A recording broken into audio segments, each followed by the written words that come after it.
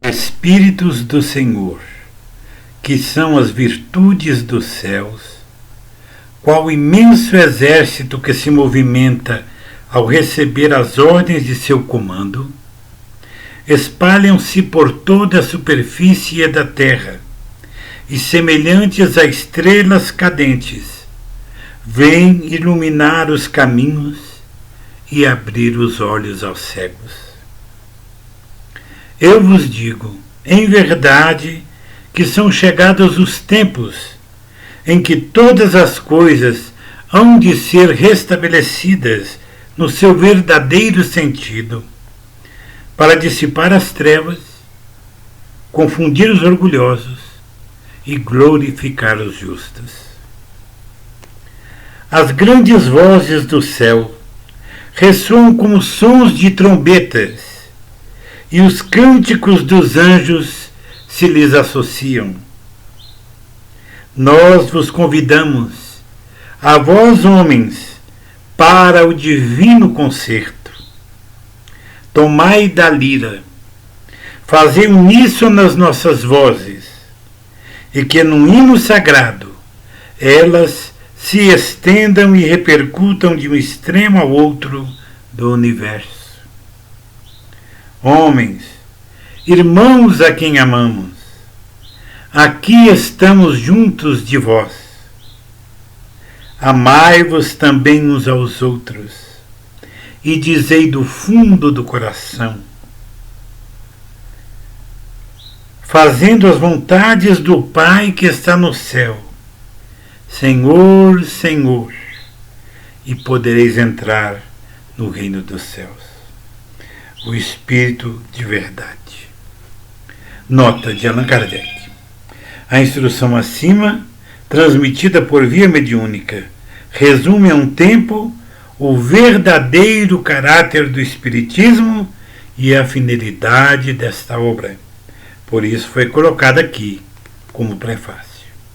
Então nós vemos o prefácio assinado pelo Espírito de Verdade, que abre a extraordinária obra, o Evangelho segundo o Espiritismo. Vejam que os Espíritos falam: dissipar as trevas, confundir os orgulhosos e abrir os olhos aos cegos, iluminar os caminhos, glorificar os justos. Então as grandes vozes dos céus, como sons de trombetas, vieram com um coral de anjos para nos despertar. Todos os espíritos que comparecem na obra O Evangelho segundo o Espiritismo, que é o ápice máximo da codificação. Porque Allan Kardec já havia publicado o Livro dos Espíritos, que é a obra luminar, é a obra que dá o caminho para todas as outras obras. E o Livro dos Médiuns, que é aquela que define como coordenar, como trabalhar esses talentos da mediunidade, com segurança, com equilíbrio, para auxiliar a humanidade.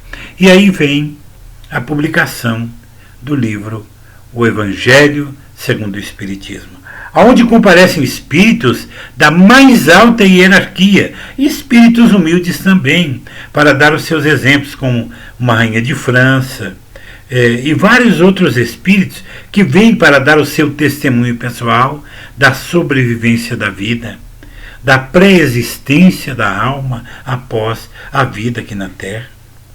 Então o Evangelho segundo o Espiritismo é o culminar do trabalho de Allan Kardec. As outras obras foram apenas desmembramentos do Livro dos Espíritos e do Livro dos Médiuns. Mas a obra moral, que contém os ensinos morais do Cristo, é o Evangelho segundo o Espiritismo. Os Espíritos vêm para ajudar a aclarar algumas verdades que ficaram um pouco obscuras, porque o Evangelho é símbolo. Toda a sua linguagem é simbólica. O Evangelho é um GPS que nos indica o caminho que nós devemos seguir. Então, através do Evangelho, é que nós, adquirindo conhecimento científico, adquirindo conhecimento filosófico, nós culminamos no encontro conosco mesmos. Porque buscar a Deus é nos buscar. Porque todo o trabalho que o Evangelho nos recomenda é o trabalho de transformação, de mudança, para que nós possamos modificar a nossa alma, tocar uma sinfonia diferente, porque nós somos espíritos falidos de outras encarnações. E o Evangelho é o lume para que nos ilumine o caminho, para que a gente possa chegar com segurança, com tranquilidade. Mas para que nós possamos fazer isso, nós temos que vivenciá-lo, porque são os exemplos de Jesus, são os ensinamentos de Jesus. Tudo aquilo que Jesus vivenciou está no Evangelho. E como ele disse que era o caminho, a verdade e a vida, então nós não vamos chegar à nossa libertação espiritual, que é Deus, que é o uno, que é o objetivo central das nossas vidas, de voltarmos a Deus, porque nós somos filhos rebeldes, semelhante à parábola do filho pródigo, tão bem explicada no Evangelho segundo o Espiritismo. Que aquele filho que na casa do pai tinha tudo, mas resolve seguir o seu próprio caminho, e o pai não tira esse direito ao filho. Pode, segue o teu caminho. E é interessante que essa teoria dessa queda, que o filho pródigo é a teoria da queda das nossas almas, ela está transcrita em todas as filosofias de todas as humanidades. Não é apenas uma questão discutida pelos espíritas, é uma questão discutida pelos católicos, é uma questão discutida pelos evangélicos, é uma questão discutida pelos hindus, é uma questão discutida pelos muçulmanos, é uma questão discutida pelos egípcios, e assim vai. Então é preciso que nós entendamos que o Evangelho é o caminho, é a porta estreita das nossas vidas. Por isso é tão difícil segui-lo. Porque todo o seu conteúdo é o amor, é a volta ao amor. E o amor não é fácil ser vivido, porque nós ainda não amamos. Quando eu digo, eu amo a minha esposa, eu amo os meus filhos, mas não é assim. Esse amor ainda não é esse amor profundo do desapego, do esquecer-se a si mesmo. O amor de uma Madre Teresa de Calcutá, o amor de um Jesus, o amor de uma Mahatma Gandhi, o amor de uma Teresa d'Ávila, o amor de um Francisco de Assis, que tudo largou para seguir verdadeiramente o Evangelho de Jesus. Na simplicidade, na humildade, na castidade, na pobreza. Porque a pobreza que a gente está falando aqui não é a pobreza material, é a pobreza de espírito. Nós temos que nos tornarmos pobres de espírito, porque senão não veremos a Deus. Por isso, essa caminhada tão difícil e tão complicada. E o Evangelho segundo o Espiritismo, trazendo algumas passagens que Allan Kardec considerou práticas para explicar algumas coisas que ficaram um pouco obscuras, é um caminho de luz fantástico. Nós lemos o Evangelho de capa contra capa, porque ele começa com as explicações da história, das máximas. Ele passa pelas bem-aventuranças, pela missão de Jesus. Ele passa pela lei de amor, que é a prática da caridade, que é a entrega ao próximo, é entregar-nos ao próximo. O Evangelho traz-nos tudo isso. É um livro que deve estar constantemente conosco. Aqui em casa, nós não só lemos o Evangelho sempre, mas também fazemos o culto do Evangelho no lar aos domingos, às 8 horas da noite.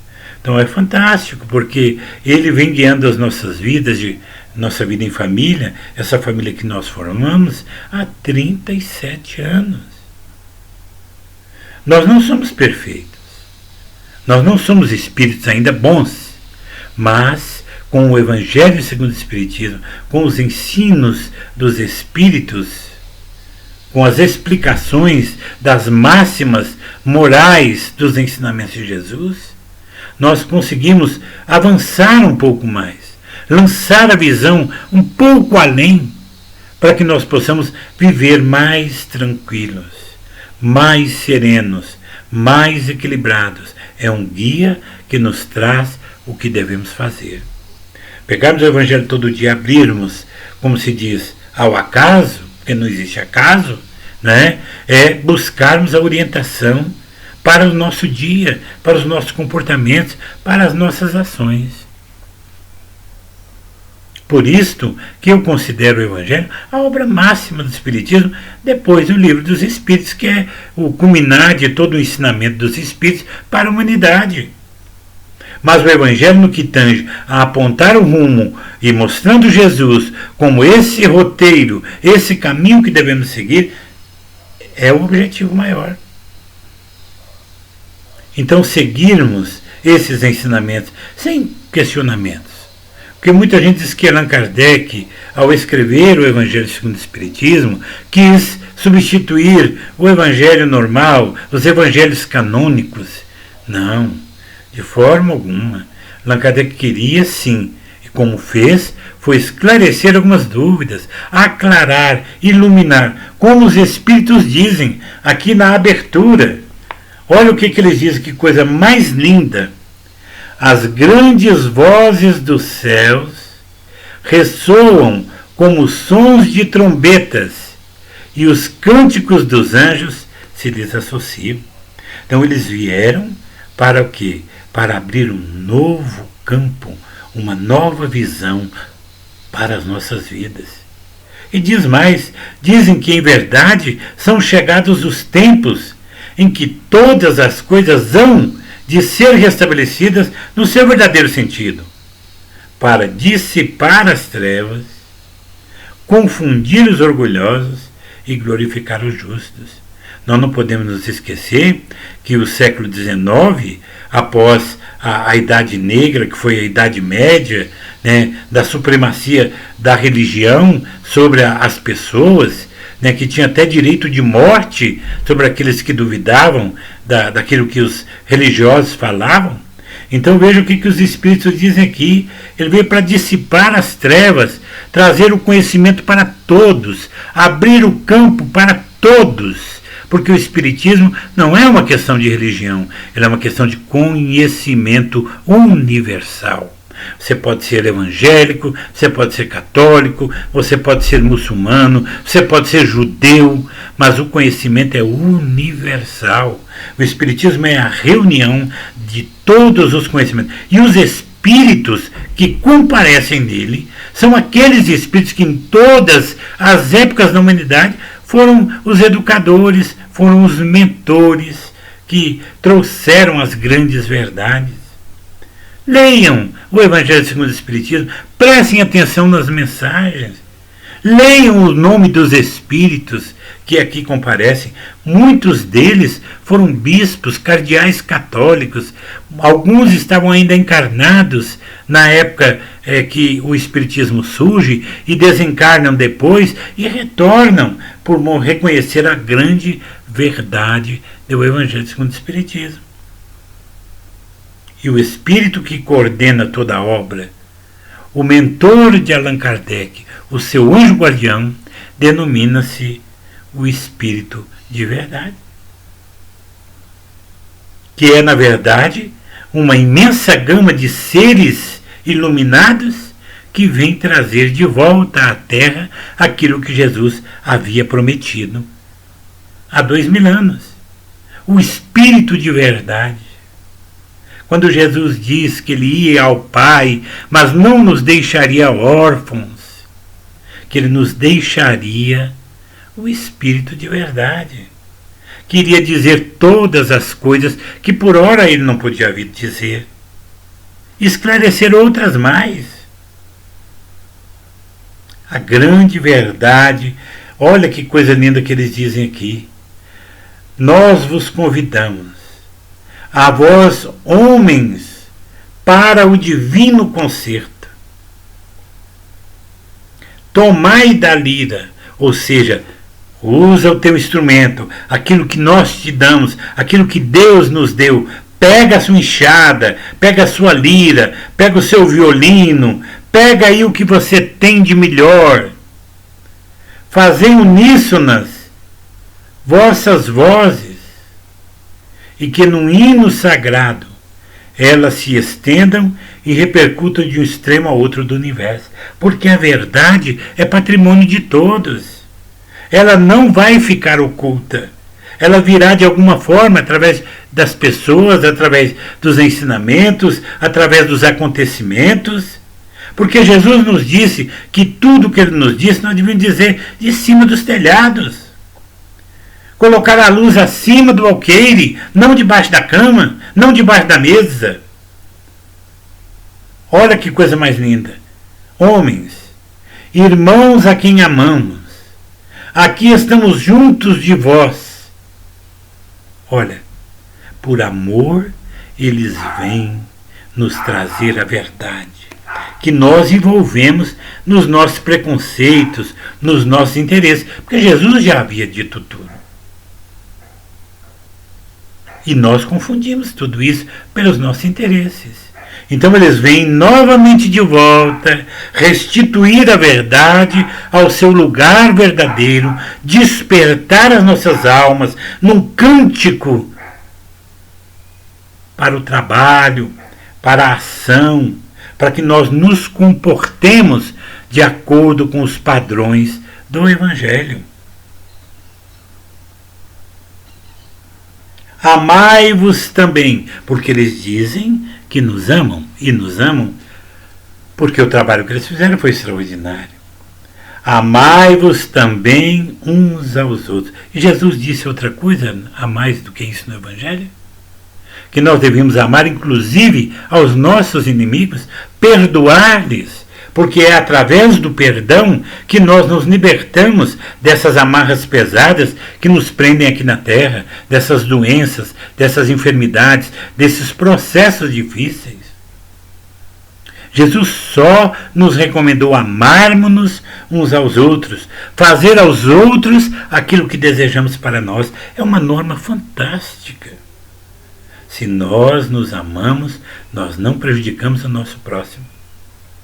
Se nós desejamos o bem para nós, nós não desejamos o mal para o nosso próximo, porque é um irmão que está a caminho conosco. Não é diferente de nós. E o Espiritismo nos mostra isso. Todos nós estamos envolvidos num processo chamado evolução. E não chegaremos lá se não nos ajudarmos uns aos outros. E dizei do fundo do coração, fazendo as vontades do Pai que está no céu. Que céu é esse? É tudo que existe no universo. Nós estamos mergulhados em Deus como o peixe está envolto pela água do mar. São palavras de Irmão Áureo no livro Universo e Vida. E olha que ele disse, se nós pronunciarmos, se nós fizermos essas vontades do Pai e pronunciarmos Senhor, Senhor, poderemos entrar no reino dos céus. Que a gente imagina um local lindo, maravilhoso, mas o reino dos céus não é uma questão material, ele é uma questão de alma, de espírito, de libertação, de supremacia da nossa alma. Não supremacia uns sobre os outros, mas sobre nós mesmos. Então todo o nosso trabalho tem que estar baseado no trabalho de nos transformarmos, de domarmos os sentimentos ruins, de trazermos para dentro de nós algo melhor na mensagem de amor uns aos outros, que é essa mensagem que o Evangelho segundo o Espiritismo nos passa. Amarmos uns aos outros, perdoarmos uns aos outros, crescermos espiritualmente, sermos bons pais, boas mães, bons filhos, bons cidadãos, bons trabalhadores, sermos pessoas diferentes, porque a proposta do Evangelho é sermos cristãos, seguirmos aquilo que Jesus nos ensina. Que a paz de Jesus abençoe a todos vós, em nome de Deus, que assim seja.